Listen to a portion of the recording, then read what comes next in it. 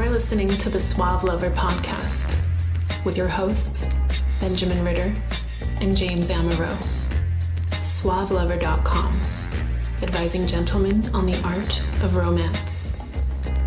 Now sit back, relax, and enjoy today's episode.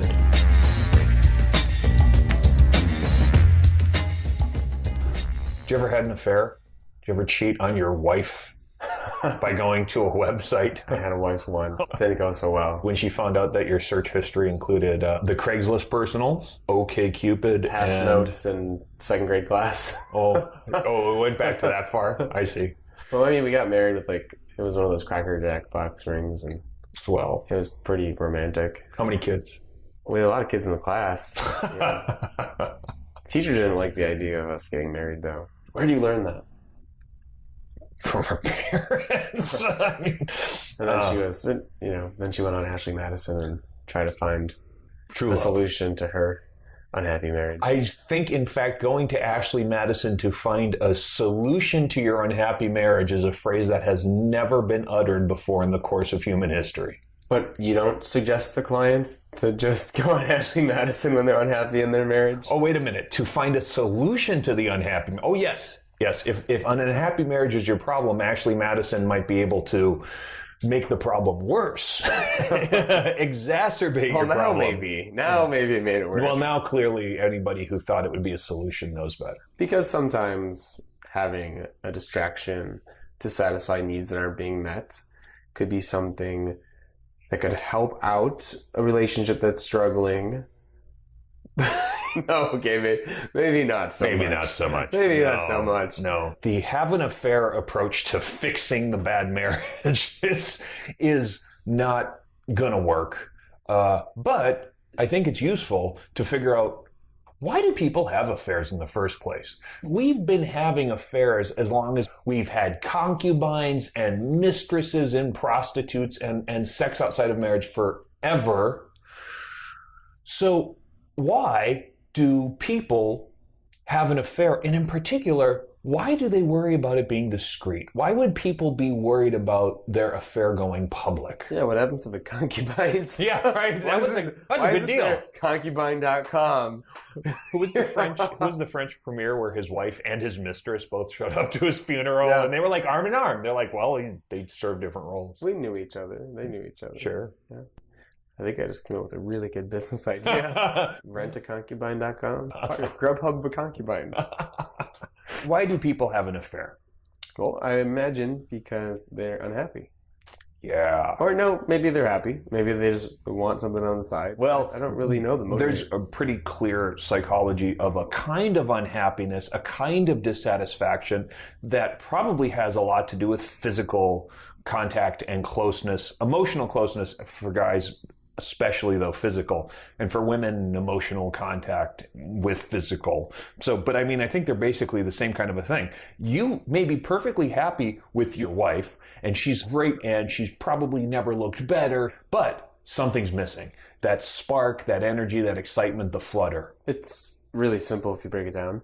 We do things that make us feel good, right? Mm-hmm. And so if something is making us feel bad, we revert to what we know makes us feel good. Sure. And what is that? It could be intimacy, closeness, sexual attraction, attention, the excitement, etc. So it's just purely just happy chemicals at work. Yeah. Why do you cheat? Because you want to get away from stress and get towards happiness. It's something like a buzz or a high that you're chasing. And sure, absolutely. So it makes sense that we would want that, but why then are we cheating? Why are we having an affair? Well, for some reason, we think that they're not acceptable. Yeah.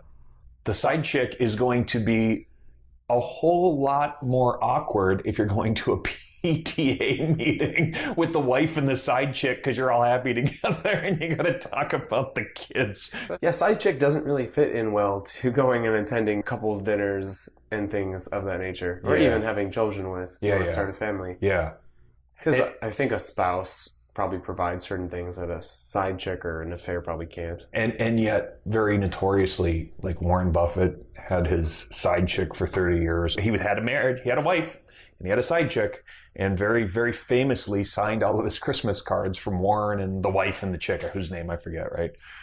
Was that idea that multiple relationships, feelings for multiple people, is wrong, and commitment, monogamy, family units are correct. Sure. Right. And for some reason, the urge to sleep with someone else or to have someone else around in any capacity makes your marriage kind of seem like it's not good enough. Yeah. It makes you seem like it could make a man seem like a bad person. It's just labeled as wrong and still not natural or not right or not mainstream. The Essentials by Benjamin Ritter is your concise manual for life improvement and success with women. The Essentials has been called a straight-to-the-point lesson in the lost art of being a man. Packed with insights, this book will transform the way you think about dating and relationships. Get your copy of The Essentials by Benjamin Ritter at Amazon.com or in select bookstores today. If you're unhappy in your marriage because you don't have an affair on your girlfriend with your side chick. Tough shit. I don't think so. Stuck. Some of our primary male role models, who are actors, unfortunately, have taken a different approach. Look at Batman. Which one? Catwoman. He had Poison Ivy. Well, one of the guys who played Batman. Clooney. Yeah, we got Brad Pitt. Exactly. We got Affleck. We got Johnny Depp. All of whom had long, stable either commitments or marriages. Actually, I think all these guys were married. Tom York from Radiohead just divorced or split up with his girl of 25 years or something like that, and split up amicably, or at least that's what they're saying. We know that right now Affleck is going through a mess. Some people think he slept with his nanny. I'm not sure that that's what's going on. Most of these guys were with a girl, a beautiful girl. Oh my God, Scarlett Johansson, Jennifer Aniston. These are quality women. They were with them, and they decided not to be with them anymore. That was a decision. If I'm married to you and I'm not happy with you, let me consider not being with you and maybe just acknowledging that this thing is not working. It is a responsible decision. It's probably hard to do, and just to be clear, it's probably better, much better to do. Because what happens when Ashley Madison got hacked? So it's 37 million users, all of whom are now searchable, are outed. They're outed as adulterers. Now, I'm sure the excuse, I was just curious, I wanted to see what it was like as a research project. I'm sure all of the excuses. It was a trial profile. Yeah. It was research. But here's a great example of perfect classic hypocrisy. A guy named Josh Duggar, who is one of the sons in the Duggar's 19 and Counting reality show, who a couple of months ago was outed for having molested his sisters and a neighbor, and admit to it. I mean, he said as much. He went to Christian camp to quit being a child molester. I mean, he was 17 and they were like 15. So this was not the predatory thing, but it was bad. I wonder how Christian camp can make you not a child We molester. shouldn't even go there. We shouldn't even go to how this works or doesn't. Because when they cured him and made him loyal and faithful to now his wife, apparently it didn't register with him that he shouldn't then sign up to Ashley Madison and have affairs, which he has now admitted to. So his next round of scandal is this guy who has a apparently high libido male heterosexual who is trying to be a loyal, upstanding, no sex before marriage, no sex outside of marriage Christian. That was on message, but he's had problems keeping this message because his dick and what follows then, his mind and his emotions, have not aligned to his statements. Problems for people like this, because now all 37 million users are searchable. Seems like they didn't handle their urges very honestly. And I bet a lot of affairs don't get caught. Oh, I bet the majority don't, sure.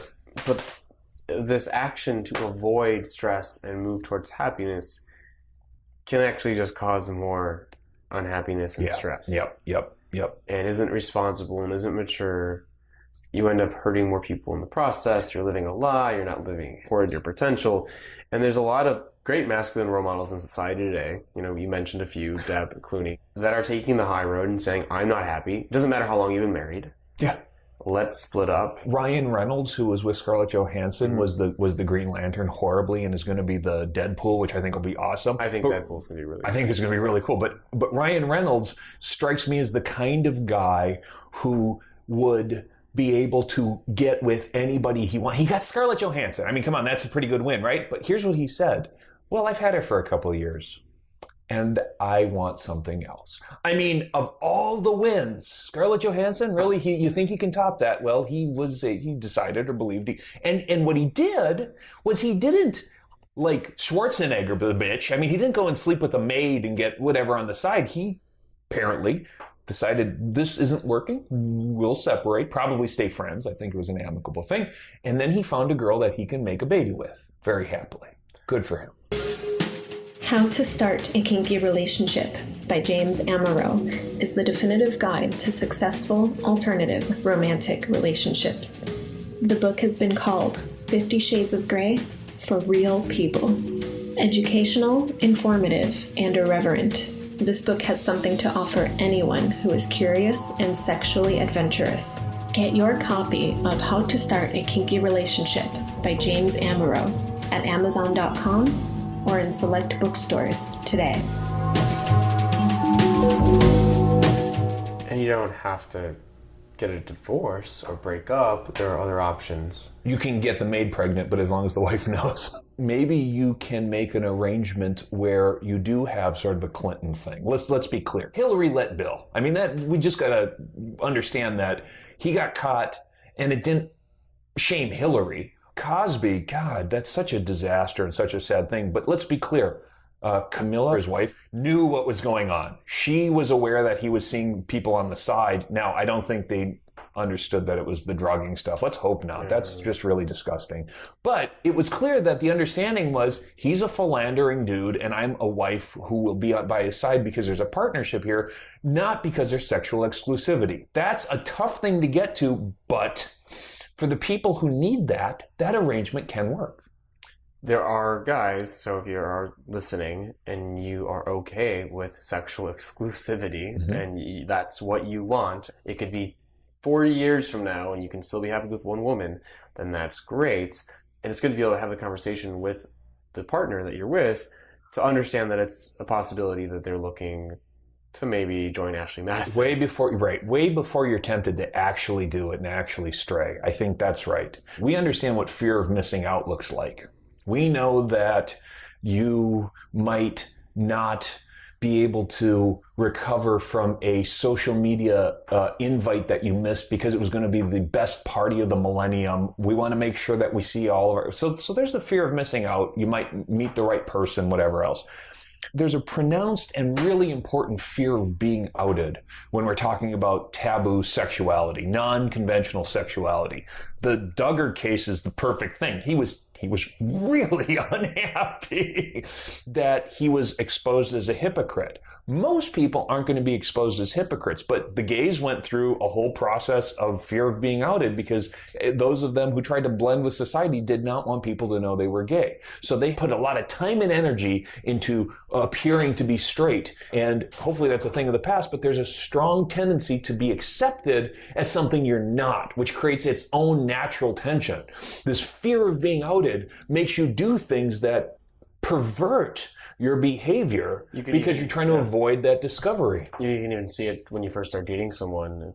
We tell clients all the time, we hate it. Be yourself, right? Yeah. Because the worst thing you do is give someone a false perception of who you really are. You bet. You live in a misalignment with yourself. They get the wrong perception of who you are. The same thing at your day job, or if you live two lives. If you're a stripper at night and you work as a... Fear of being outed because of the work you do or the beliefs you have, or you bet. Phoboing. It's a tremendously real kind of anxiety. You live in a consistent... I mean, one gal I dated very seriously for a while was really comfortable with her social circle, knowing what she did. She was happily a stripper, amongst other things. And she was terrified that her parents were going to figure out. So she needed all of these cover stories for where she was out till 2, 3, 4 in the morning. She would crash with friends so that she wouldn't have to go home late. She had all kinds of little excuses. And it was a tremendous kind of self-imposed anxiety. For her, that was it. Anything else was fine. She was very okay with what she was doing. She was very okay with the scrutiny of others. But her parents, that was the one thing. Now, most of us are grown up enough that our parents' judgment, we're not going to lose their love if they find out things about us. We have other self-imposed anxieties, and this desire to stray or for closeness, or the fact that the companionship is bad, or I can't talk about the fact that I don't like fucking my wife anymore with her, is creating its own kind of anxiety, a sort of pressure under which we live. I had two really neat experiences relating to this. I met this girl at a bar the other day, just wearing sweats, looking really great, just relaxing, having fun. And initially in the conversation, I usually start talking about sex. She immediately said she doesn't believe in exclusivity. What if I'm seeing someone here right now? Started bringing up sex at dawn, ethical slut. Oh, right on. She had no qualms about being outed. She was accepting of her own beliefs. And she was just putting them on display, not caring about what I thought or what my judgment was. She had no idea who I was, what I believed in, or what my thoughts were. So she might have been talking to somebody on the bus or whatever in a bar who would have violently disagreed with her idea that marriage should be amongst anybody who wants to, whatever beliefs are. And by owning it, she didn't care whether or not you agree. She didn't want anything from you.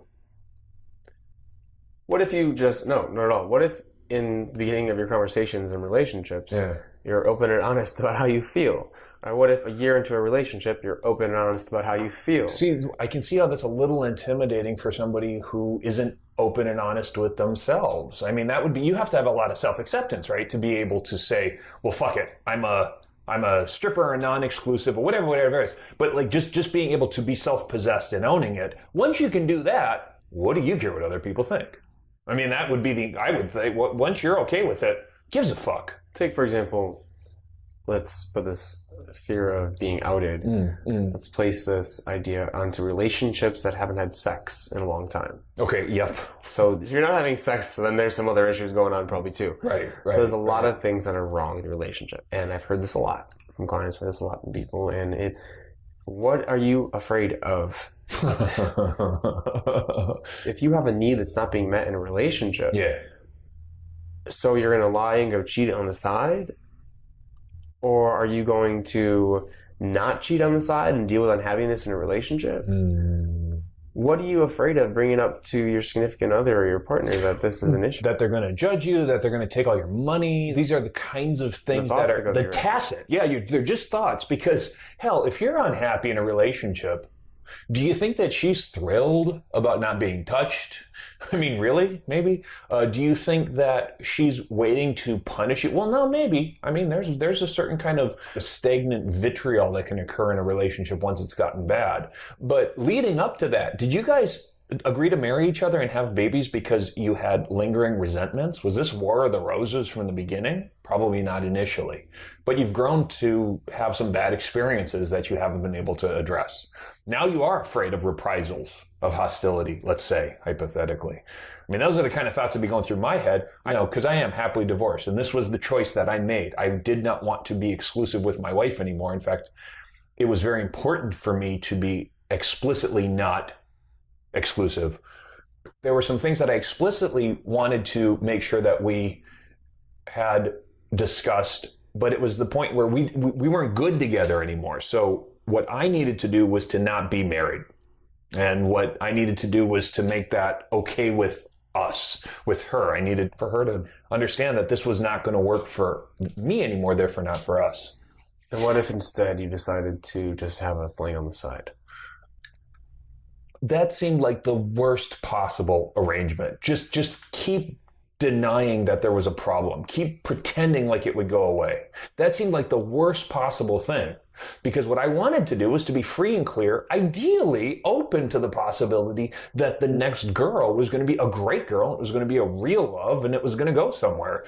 And being open to that, but for the time being, just sowing oats, was very important. It was so much to do with being self-accepting and understanding that this is where we are now. Why do you think there are divorce lawyers? Why do you think divorce is an institution? Because not all marriages are meant to end in death. You know, you can get divorced at any age, and you can get married at any age, or you can choose not to get married at any age and never have to get divorced, there aren't really many actual social stigmas revolving around a broken relationship. Not anymore. Or divorce anymore. It's much greater how much just sort of internalized guilt that we carry around, which is what the fear is all about. It's the fear of somebody finding out that, I don't know, you had a ruined relationship, or, even after the affair is over, that can be used as ammunition later. Somebody could say this jilted ex-lover who was your side girl could come back 10 years later with photos from her phone that you texted in the heat of the moment or whatever. And that's something that now you got to live down and live with and hope that it doesn't come and bite you in the ass. Now, people are smart. Petraeus did not sit there and go, I'm going to have a affair with my biographer because this is going to end well. He was swept up, I imagine, in an emotional, physical affair. And it ended badly because he quit being reasonable and rational and quit anticipating and dealing with the consequences. He fucked up. And when he was outed, he was out. He was done. Sometimes an affair is a way out for some people. Really, affairs just don't really have much going for them, do they? Not when the better alternative is separate, get a divorce, talk about it, be clear about what you really need, try to work on the relationship. There are better things to do. So life is short. but having an affair, especially one where you're trying to hide it and you're worried about being outed and caught and cheating and shit, an affair is probably the worst non-solution to your bad relationship that you can come up with.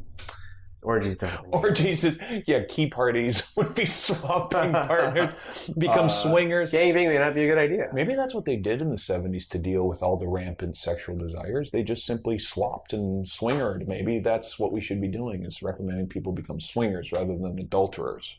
Till death do you part, until Sunday. Till boredom do you part.